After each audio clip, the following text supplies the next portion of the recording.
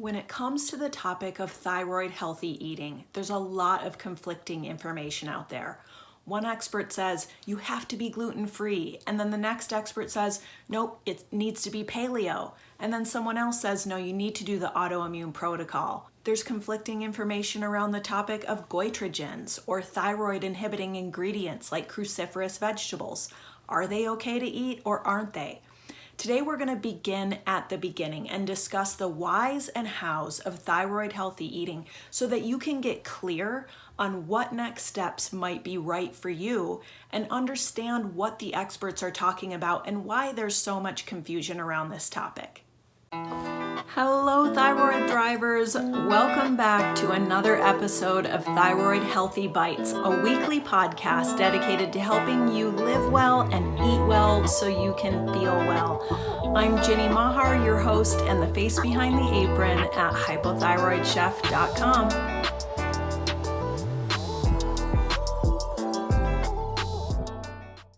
Now, before we dive in, this is a big topic. I know you all are busy, so in case you don't have time to stick around for the whole show, I want to let you know that I've put together a free resource. It's a thyroid-healthy grocery guide. Now, this is a great starting point for anyone who's curious about making dietary changes to support their thyroid and overall health.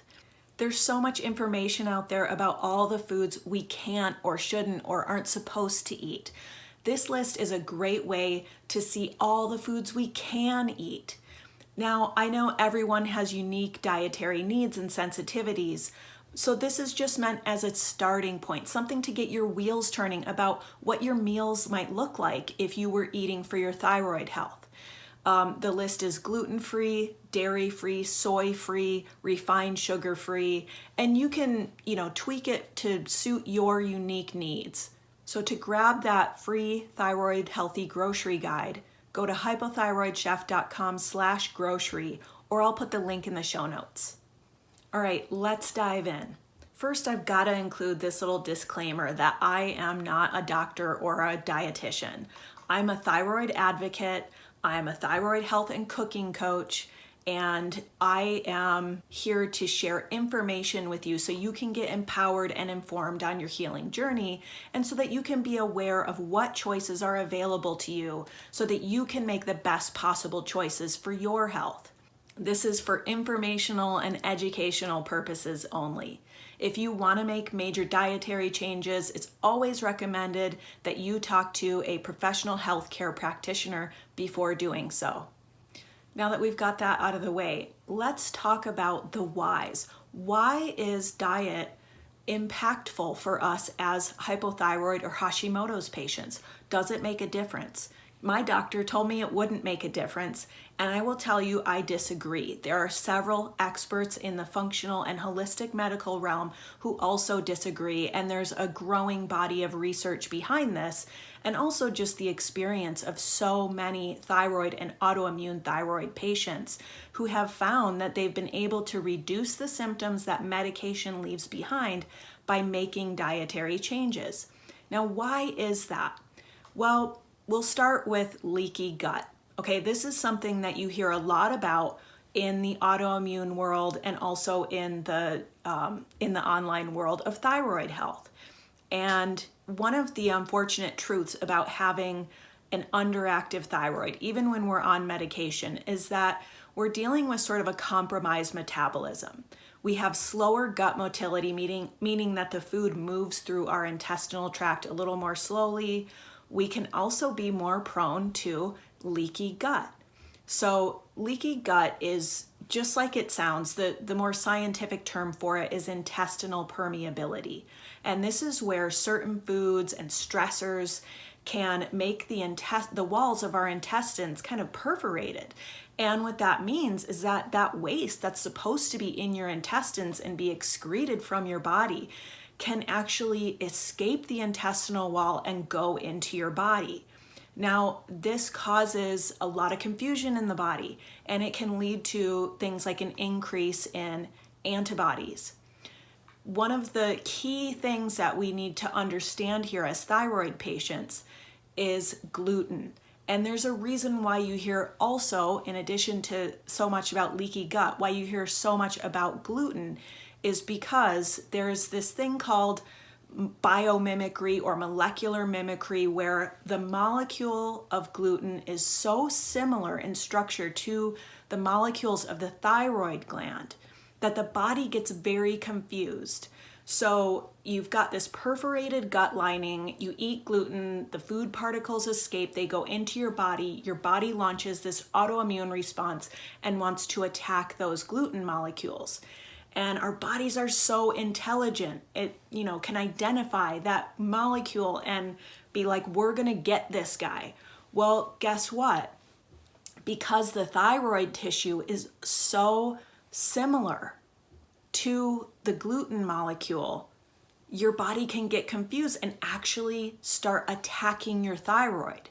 And that can, so you've got an increase in thyroid antibodies, and it all sort of ties in. So I hope I'm connecting the dots there for some of you about why we hear so much about gluten and leaky gut. Gut health is so important. Gut health is foundational for everyone. It's especially foundational for any of us who are living with an autoimmune condition like Hashimoto's or Graves' disease. And it's important for those of us who are living with that slowered metabolism of, hypothyroidism for any reason. Now, most of us in the US, as I've said before, over 90% of us in the US who have hypothyroidism actually have Hashimoto's. We've got those elevated thyroid antibodies. Some of us have hypothyroidism for other reasons. Maybe we had thyroid cancer or nodules or goiter. We had to have thyroidectomy, and now we're on thyroid medication.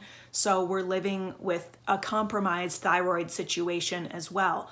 So all those scenarios can lead to this slowered metabolism and can make things like our digestion and our gut health a little bit more complicated.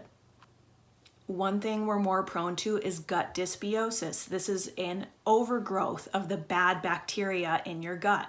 And all those stressors like the gut flora imbalances or eating foods that you're sensitive to, eating a poor diet of lots of processed food and junk food, drinking too much alcohol, being under too much stress, all of those things can contribute to leaky gut. It's not just the gluten. Gluten is definitely kind of suspect number one, and that's why it sort of tops the list of problematic foods for thyroid patients. But all those other foods, eating too much sugar even, can have a really negative impact on the gut, and that is going to impact how we feel. And what we really want to do, our goals here in making dietary changes, are to support gut health, to heal leaky gut. Some experts are now even saying that leaky gut is implicated in all autoimmune conditions. But ultimately, the point I want to get across is that this is kind of the goal. We want to support our gut health.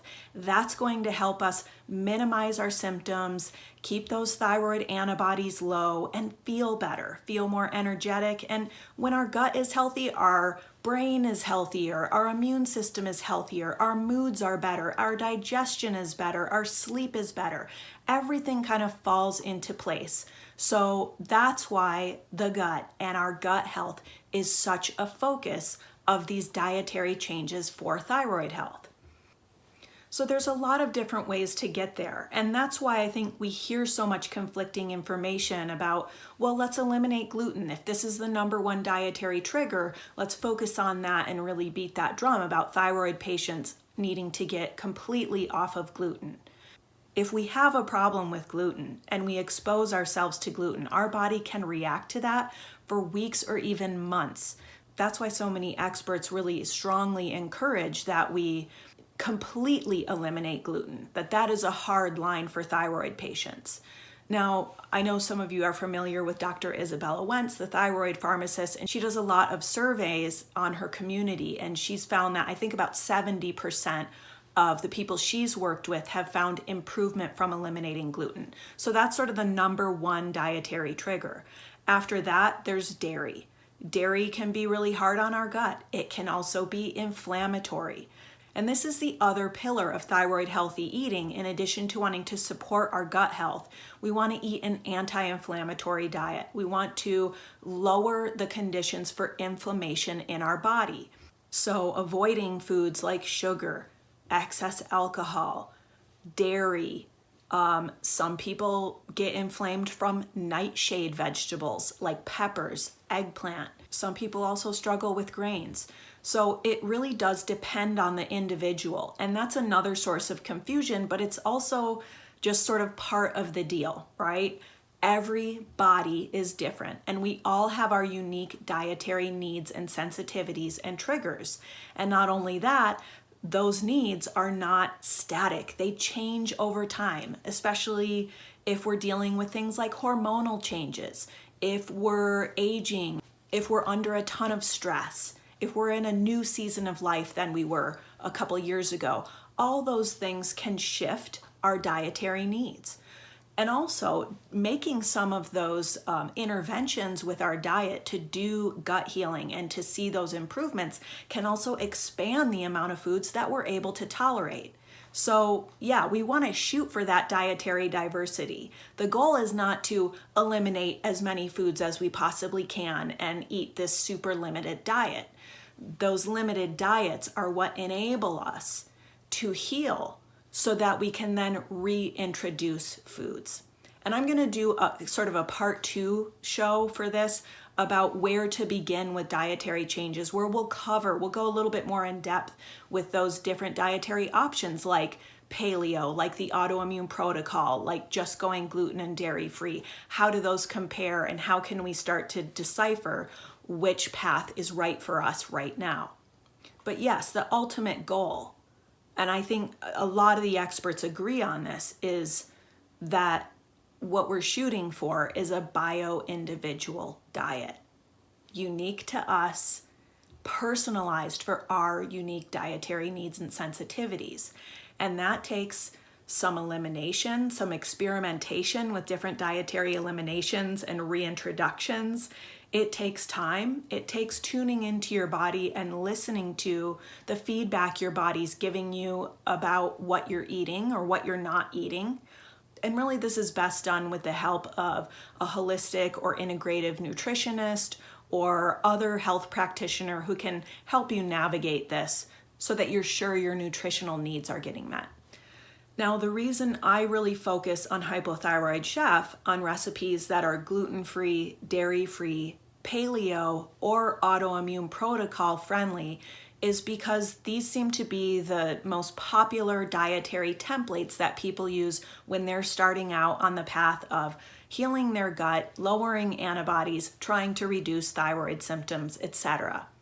The nice thing about those dietary templates is that they give us sort of a starting point. It makes it easier to search for recipes.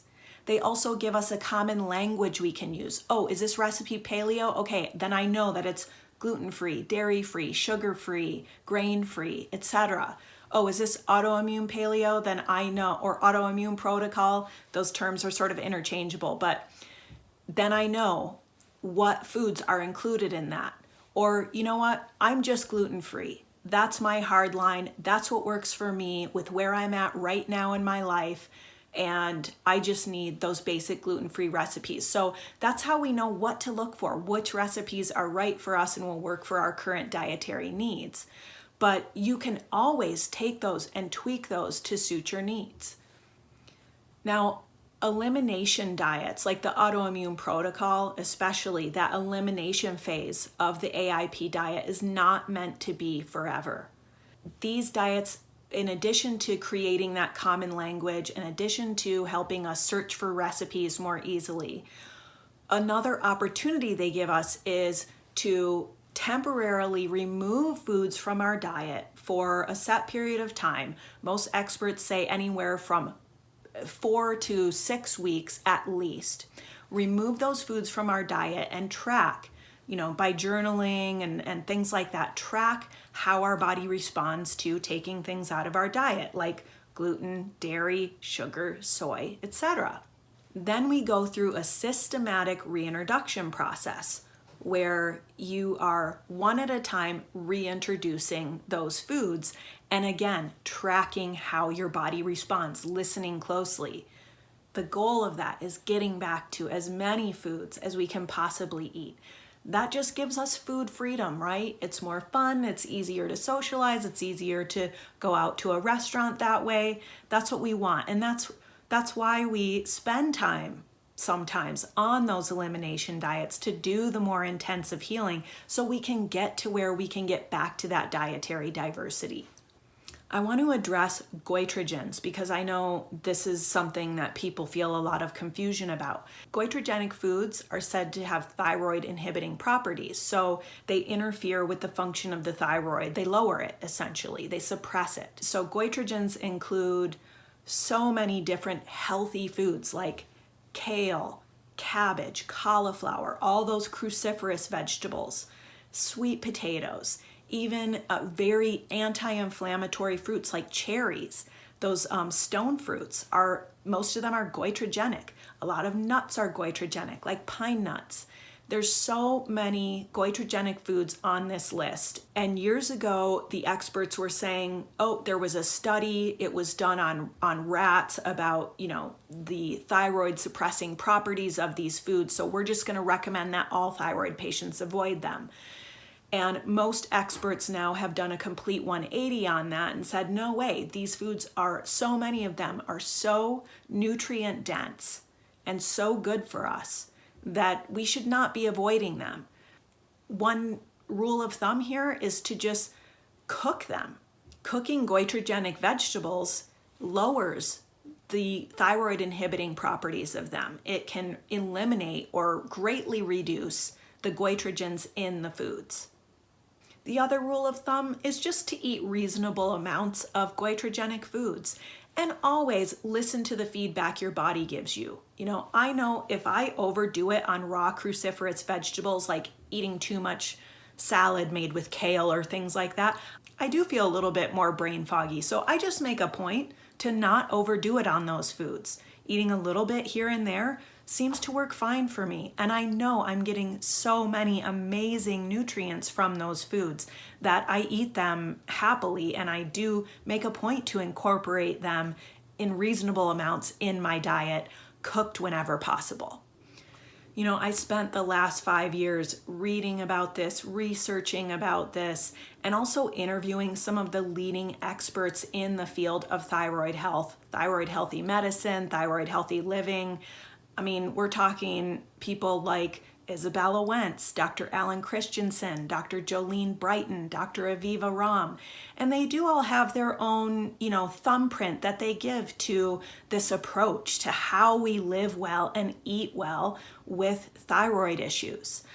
However, after interviewing all those amazing people, I do see that common thread that runs through. And that common thread when it comes to thyroid healthy eating is we want to go for nutrient-dense, anti-inflammatory foods. So we're talking about a diet that's composed primarily of clean animal proteins, lots of organic produce, and healthy fats. Things like grains, sugar, soy, there's some mixed opinions about that. And I think ultimately it really comes down to the individual, what works for you, what's right for you, what feedback is your body giving you, what have you and your nutritionist or other healthcare practitioner come to, conclusions about in terms of which of those foods are right or not right for you. But to boil it down, that's what we're going for. Whole foods, avoiding processed foods, not overdoing it on things like alcohol, and really taking that impeccable care of ourselves with the food we eat and feeding ourselves for optimal health is just one of the most powerful things you can do in your life, regardless of whether you have a thyroid issue. There's lifelong amazing benefits here for you and for your family and the people who love and care about you, and ultimately for your quality of life. So I'll quickly tell you a little bit about my experience with thyroid-healthy eating. Now, I've spent my share of time on gut healing protocols. I've done strict paleo. I've done Whole30. I've done several rounds of the autoimmune protocol or AIP diet. All of those helped me tremendously, and I've embarked on those at different points in my thyroid journey where I really felt like I was having and struggling with enough symptoms that I was motivated to make some pretty big dietary changes, at least for a while. Usually I go for about 6 weeks. I recently did one in the last couple years where I went 6 months on a fairly strict personalized version of the autoimmune protocol, but where I was really focusing on doing some gut healing. And on the other side of that, I felt better and I was able to reincorporate foods. So I'm living proof that what the experts say about how this works and why it works and what the goal is, it's true. It does work. It can help your gut. It can reduce symptoms. And when I have those symptoms pop up, like when I notice my brain fog's kind of coming back again, or I'm feeling a little bit fatigued throughout the day, one of my first go-tos is, let's look at my diet. What are the things I need to pull back on? Maybe I've been doing a little bit too much grains, for example. That's one for me that I found really has an impact on my brain fog. Do I eat gluten-free grains? Absolutely. It gives me food freedom. It makes it easier to do things like go to a restaurant or gather with friends and share a meal. And yeah, I love food, and it can be a slippery slope where I find myself, oops, I'm overindulging in this and I'm feeling the effects. It doesn't have to be all or nothing for me with things like grains, but I do occasionally have to, pump the brakes and say, okay, I need to reduce this. Let's go back to maybe even cutting them out for like a week and then just sort of reestablish my baseline with that. So that's been my experience. Another thing that's really helped me is identifying what is my hard line. Gluten. For me, it's gluten, and I'm not celiac. I don't test positive for celiac, but as long as I can remember, long before my hypothyroidism or Hashimoto's diagnosis, I noticed that if that wheat didn't agree with me, it messed with my digestion and that it made me really backed up. It made my skin really red and like flaky, get super dry, I'd get these really dry, itchy patches on my face. I experienced symptoms from gluten, and if I have a hard line, that's it. I try as much as possible to eliminate gluten in my diet. And yes, I do consider myself lucky in that if I get glutened at a restaurant or at a gathering, or because, oops, I didn't realize there was gluten in this thing I just ate, it's not the end of the world for me. I will feel it for a few days, maybe a week, but again, I can cut it out, reestablish that baseline, and get pretty quickly back to where I started. So that's what works for me. But there's plenty of people out there who really need to completely eliminate it 100% of the time. They need to be extremely careful at restaurants, and that really just depends on you and your body. After I've done my stretches on those more restrictive gut healing protocols, I've been able to reincorporate other foods, like not just gluten-free grains, but things like beans, things like nightshade vegetables like tomatoes or eggplant, bell peppers. I'm able to eat those things, and so I do most of the time, unless I reach another point of imbalance. And I have reached those points of imbalance for various reasons. A lot of times it's been stress. Sometimes it can be even like a change in seasons. I've also experienced changes I've needed to make as I go through my 40s and experience hormonal changes and notice my body needing different things, needing a little more care in one area or another. But I also want to make it clear that I've done this with the help of my naturopath. When I started working with her in 2015, that first appointment, one of the very first parts of our conversation about how I was going to reduce these debilitating symptoms I was dealing with, like severe brain fog, all day chronic fatigue. I was sick all the time. I was having all these horrible thyroid-related symptoms. and she gave me a handout about anti-inflammatory eating. And so that really got me started on making more intentional dietary changes. I've also worked at times with a holistic nutritionist or a functional diagnostic nutritionist in order to have a little more guidance and someone else to help me do some testing and engage in a professional conversation about, I'm thinking this might be an issue, or how do you feel about this? It's nice to have those experts to be able to talk to and receive guidance from on this. So that's my experience, but let's talk about your experience. Where should you begin? And again, I'll do a part 2 of this show that dives a little more deeply into the specific dietary templates most people use to start experimenting with these dietary eliminations and then reintroductions. But ultimately, what you decide to do really depends on where you're at.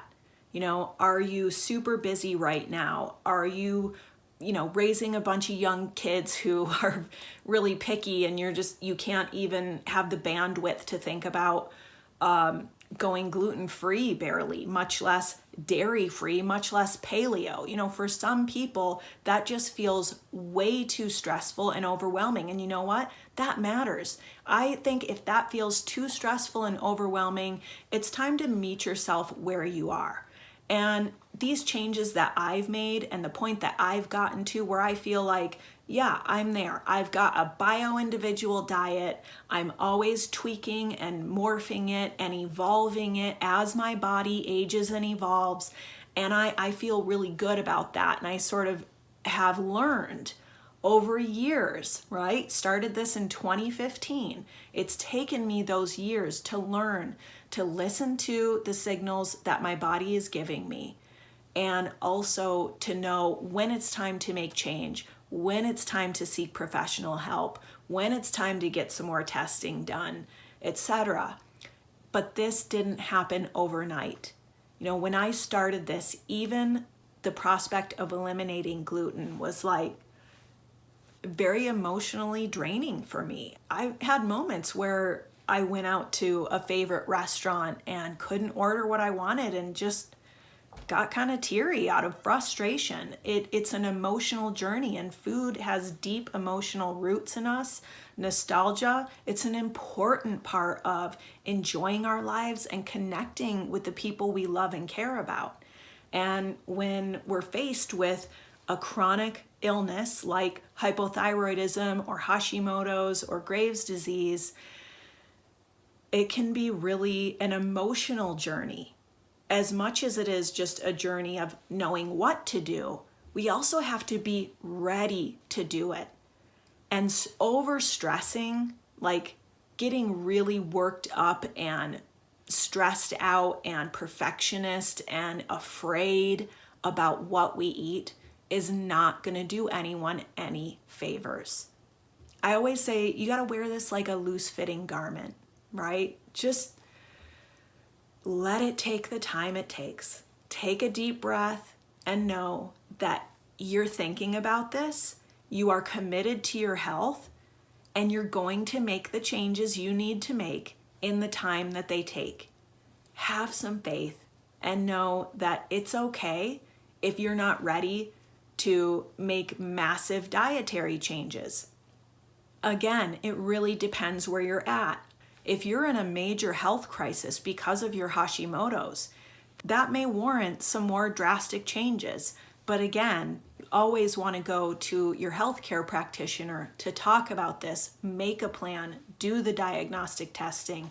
Don't be guessing about what's going on in your body when you're in that place, because one pitfall that I think thyroid thrivers fall into is sometimes we take it a little bit too much into our own hands and we start just sort of throwing a handful of darts at the wall.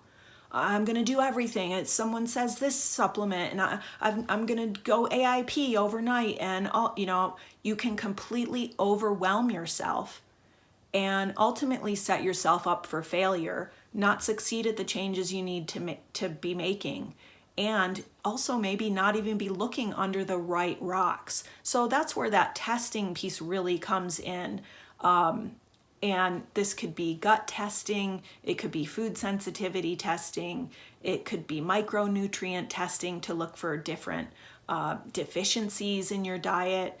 It could be all kinds of underlying root cause testing that your functional, holistic, integrative healthcare practitioner deems necessary and appropriate and worthwhile for you. Now, if you're not in a place of being in a major healthcare crisis and you're able to take baby steps, I do want to share with you that baby steps tend to be more sustainable. This is the science of sustainable, effective habit change, right? It's based on positive psychology, and it's based on doing what we can in a way that doesn't completely overwhelm our nervous system and send us into a fight or flight response, do more harm than good with the stress that it's creating, or push us into like disordered eating, like orthorexia, where we get overly focused on having to eat perfectly healthy all the time and can end up, some people end up shrinking and shrinking and shrinking and shrinking the foods they eat. We want to avoid those pitfalls.